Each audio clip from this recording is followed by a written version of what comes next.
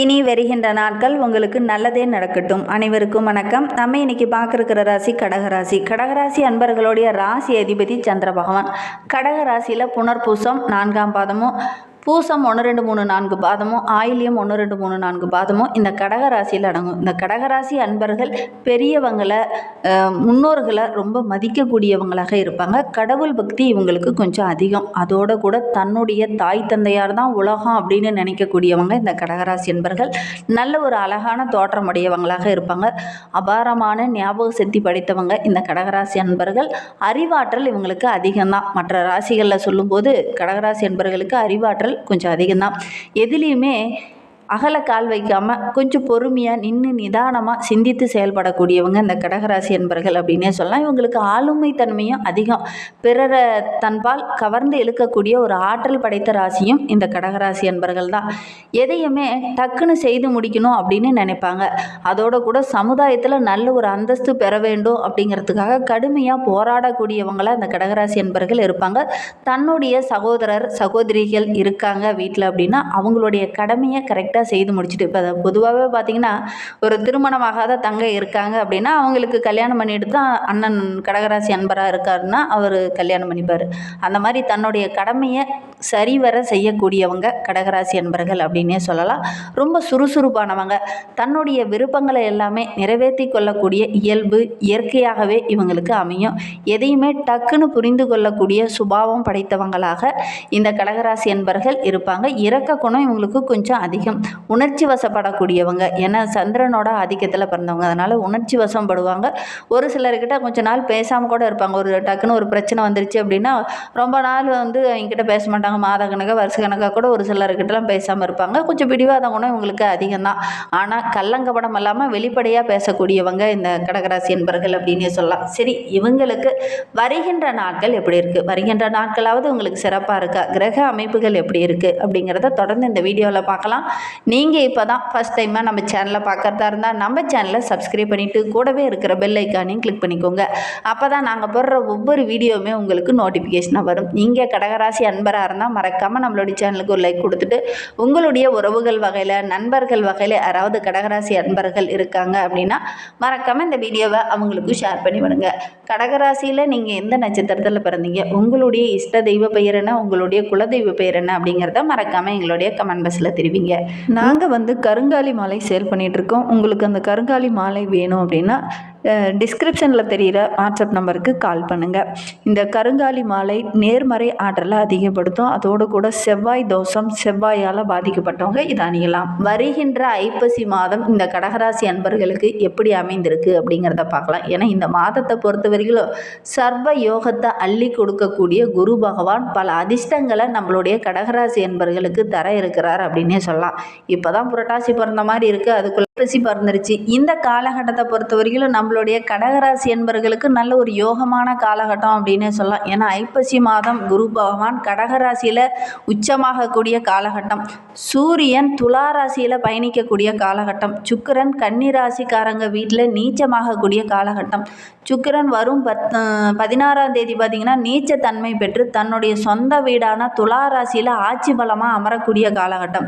மிகப்பெரிய யோகத்தை தரக்கூடிய காலகட்டமாக நம்மளுடைய கடகராசி என்பர்களுக்கு இந்த காலகட்டம் அமைந்திருக்கு அப்படின்னே சொல்லலாம். சூரியனோடு சுக்கிரன் சேர்க்கை நடைபெறதுனால சுக்கிர ஆதித்ய ராஜயோகமும் இந்த காலகட்டத்தில் நம்மளுடைய கடகராசி அன்பர்களுக்கு ஏற்பட போகுது.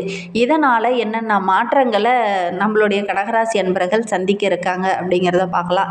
நான் ராசிக்குள்ளே குரு வர இருக்கிறார். 6 9 கூடிய குரு பகவான் ராசிக்குள்ளே உச்சமாக இருக்கிறார்.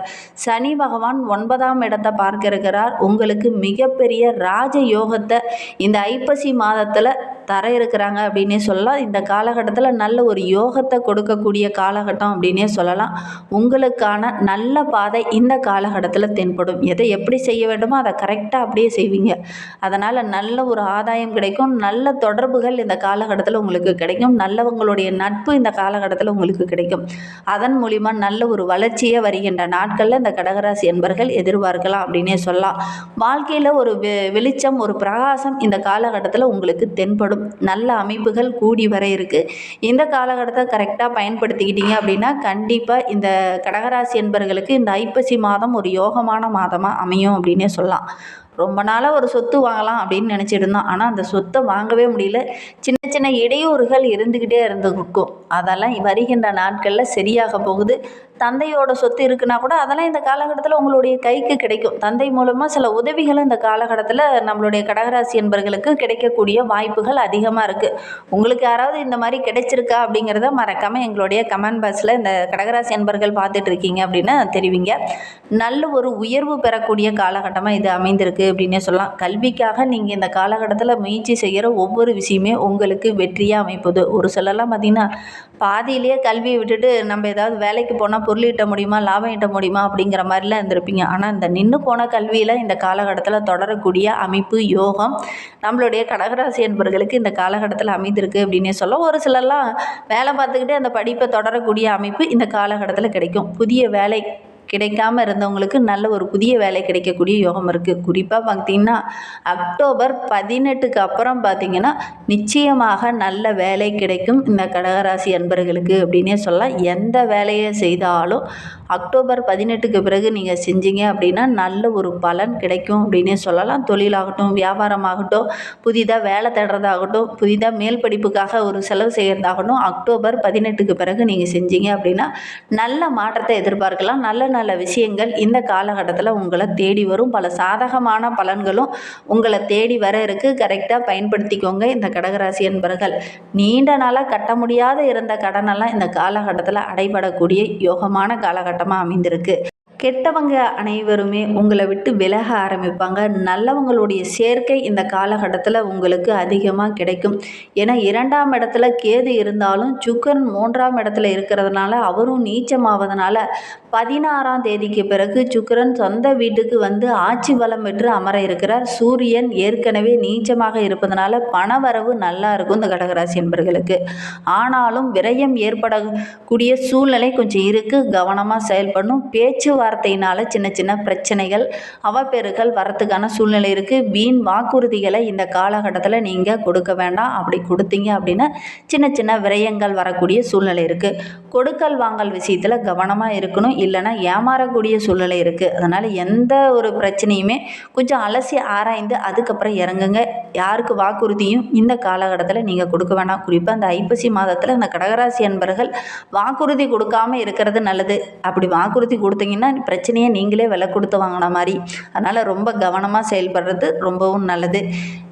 அதோடு கூட அக்டோபர் 16ஆம் தேதிக்கு பிறகு பார்த்திங்கன்னா பண விஷயத்தில் நல்ல ஒரு சாதகமான பலன் கிடைக்கும். லாபஸ்தானாதிபதி சுக்கிரன் என்பதனால லாபம் அதிகரிக்கக்கூடிய யோகத்தை கொடுப்பார். வீடு மனை இதெல்லாம் வாங்கக்கூடிய அமைப்பு இருக்குது. கடந்த காலத்தில் இருந்த பிரச்சனைகள் எல்லாமே படிப்படியாக சரியாகும். நீங்கள் எதிர்பார்த்த பணவரவும் இந்த காலகட்டத்தில் கிடைக்கும். 5 மற்றும் 10ஆம் அதிபதி செவ்வாய் 5ஆம் வீட்டுக்கு வர இருக்கிறார்.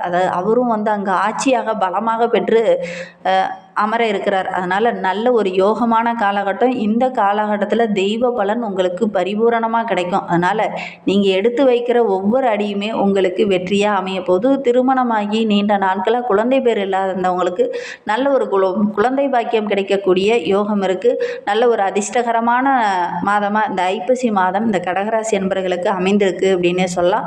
தொழிலில் நல்ல ஒரு வளர்ச்சி இருக்குது. புதிய தொழில் தொடங்குனீங்க அப்படின்னா நல்ல ஒரு ஆதாயத்தை எதிர்பார்க்கலாம். உங்களுக்கு தெரியாதவங்க விஷயத்தில் நீங்கள் தலையிட வேண்டாம். தெரியாதவங்களுக்காக நீங்கள் வாக்குறுதியும் கொடுக்க வேண்டாம். இந்த காலகட்டத்தை பொறுத்தவரையிலும் யாரோ ஒருவருக்காக நீங்கள் வாக்குறுதி கொடுத்தீங்கன்னா சின்ன சின்ன பிரச்சனைகளை சந்திக்க வேண்டிய ஒரு சூழ்நிலை இருக்குது. அதனால் ரொம்ப கவனமாக செயல்படணும். ஒரு சிலருக்கு தானாகவே கெட்டவங்களுடைய நட்பை புரிந்து கொள்ளக்கூடிய அமைப்பு இந்த காலகட்டத்தில் தானாகவே உங்களுக்கு தெரிய வரும். மன ரீதியாக இருந்த குழப்பங்கள் வெளிச்சத்துக்கு வரக்கூடிய ஒரு சூழ்நிலை இந்த காலகட்டத்தில் இந்த கடகராசி என்பவர்களுக்கு அமையும். நல்லவங்களாக இது வரைக்கும் உங்கள் கூட பயணிச்சவங்க அவங்களுடைய சுய ரூபம் உங்களுக்கு தெரியக்கூடிய அமைப்பு இருக்குது. நினைத்ததை சாதிப்பீங்க. நல்லவங்களுடைய நட்பு கிடைக்கும். தொழிலில் நல்ல ஒரு வளர்ச்சி இருக்குது. ஆரோக்கியத்தில் இருந்த இடர்பாடுகள் எல்லாமே சரியாகும். நல்ல ஒரு யோகமான மாதமாக இந்த ஐப்பசி மாதம் இந்த இந்த கடகராசி அன்பர்களுக்கு அமைந்திருக்கு அப்படின்னே சொல்லலாம். திருமணம் சார்ந்த விஷயங்களில் இந்த காலகட்டத்தில் இறங்குனீங்க அப்படின்னா அதெல்லாம் கைகூடி வரக்கூடிய அமைப்பு இருக்குது. நண்பர்கள் உறவினர்களிடத்தில் நல்ல ஒரு சுமூகமான நட்பு இந்த காலகட்டத்தில் ஏற்படும் அப்படின்னே சொல்லலாம். நல்ல ஒரு மகிழ்ச்சி நிறைந்த மாதமாக இந்த ஐப்பசி மாதம் இந்த கடகராசி அன்பர்களுக்கு அமைந்திருக்கு. இன்னுமே வாழ்க்கை ரொம்ப சிறப்பாக இருக்கணும், ரொம்ப மகிழ்வாக இருக்கணும் அப்படின்னு நினைக்கிற நம்மளுடைய கடகராசி அன்பர்கள் அருகில் இருக்கிற அம்மன் ஆலயத்திற்கு சென்று அம்மனை வழிபட்டுட்டு வாங்க. நீங்கள் எடுக்கிற விஷயங்கள் எல்லாமே உங்களுக்கு வெற்றிகரமாக அமையும். அதோடு கூட உங்களுடைய குலதெய்வத்தையும் வழிபடுங்க. நல்ல மாற்றத்தை சந்திக்கலாம். இந்த கடகராசி அன்பர்கள் முடிந்தால் ஞாயிற்றுக்கிழமையில் விநாயகருக்கு கோதுமை மாவால் விளக்கு போட்டுக்கிட்டு வாங்க. கண்டிப்பாக நல்ல பலன் கிடைக்கும். நீங்கள் எடுக்கிற விஷயம் எல்லாமே உங்களுக்கு வெற்றியாக அமையும். தேங்க்யூ.